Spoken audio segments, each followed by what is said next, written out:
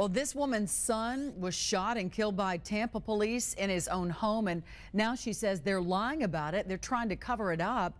And tonight, her allegations raise more questions about Tampa police and their use of confidential informants. Fox 13's Gloria Gomez shows us what happened inside that home in Seminole Heights and why the story from police keeps changing. Patty Silliman says Tampa police killed her son, Jason Westcott, on a bogus drug raid, and now they're trying to cover it up. Well, Tampa police has lied about a lot of things, and they're going to continue to lie. This was the scene in May: drugs, guns, and the SWAT team.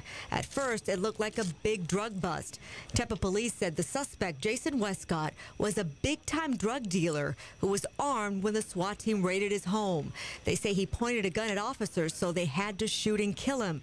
But weeks later, we learned police found barely any pot inside. My son is dead over $2 worth of marijuana and a confidential informant's wanting to get off of being in trouble. Several months before the raid, Silliman says her son even called Tampa police for help when he learned someone who visited his house had plans to rob him. He goes and he buys a security system, and Tampa police are trying to say it's because he's a big-time drug dealer. No, it's because he called you to protect him, and then you killed him. From the very start, misinformation led to more confusion. At first, Tampa police said a neighborhood tip led them to Westcott's home. Then later they said no, actually it was an undercover officer who had made drug buys there. Then it changed again when we learned the information really came from a confidential informant. But there's got to be times when I expect the chief of police to come forward and say, you know what, we made a mistake on this. This was wrong, we screwed this up, or this officer was out of line. And it seems like they never do that until we provide overwhelming evidence to them.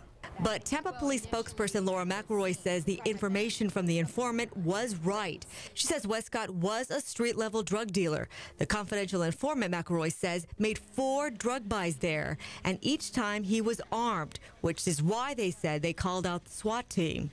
Each time that the informant was in the house, he saw pre-packaged marijuana, up to 40 baggies. If you're just a personal user, you're not going to have marijuana that is pre-packaged for distribution. Currently, there is an internal affairs investigation on this incident, but Patty Silliman says she won't be satisfied until police own up to their mistakes. Tampa police need to have some kind of accountability for when they go into a home. Gloria Gomez, Fox 13 News.